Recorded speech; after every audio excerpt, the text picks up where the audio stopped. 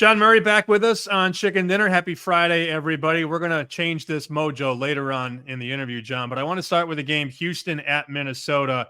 It's a fascinating game. Minnesota wasn't even on my radar as being a top 10 team coming into the year.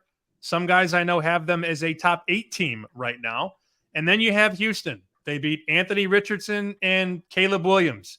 I don't know how good Houston is. I also don't really know how good Minnesota is. What are you seeing in this game behind the book?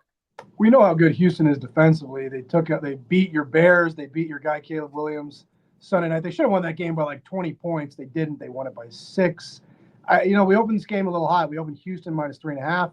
Got bet down through the 3. There has been some sharp money on Houston at -2. So sharp money both ways. We're sitting at 2 right now. Minnesota was a wise guy darling last week, and they won outright against San Francisco, a very banged up San Francisco. But that's still a good win. So sharp money obviously dictates a lot of our conversations here, and you see a lot of stuff behind the counter at the SuperBook in Vegas. You're hearing a lot of things this week, and you're seeing that board move, huh? Yeah, for sure. They came in on the Raiders this morning at -5. They moved them up to -6.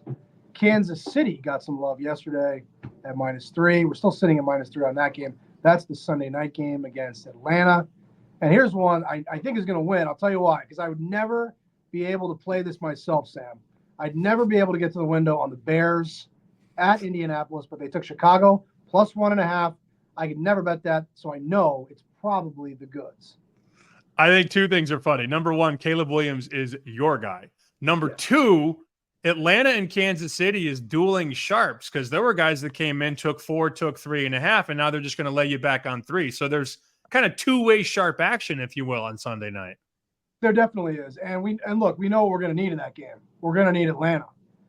Kansas City is the New England. We're basically rooting against them every Sunday, and it almost never works out for us.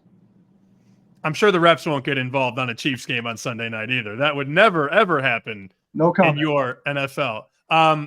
You need a winner here. You go first this week. Let's get off the schneid here. Your super contest numbers, I got them up right here on the screen at SuperBook NV. Where are we going?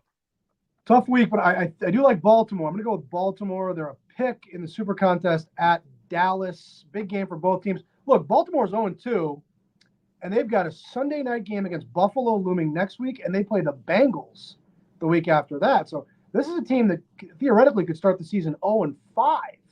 After that shocking loss to the Raiders last Sunday, but I don't think they will. I think they'll beat Dallas on Sunday. I have Baltimore too. Oh, beautiful, man. You're presenting a united front, trying to help me out, Sammy boy, and I appreciate that. Hey, I'll take 3-0, buddy. I'll take 3-0. I hope so.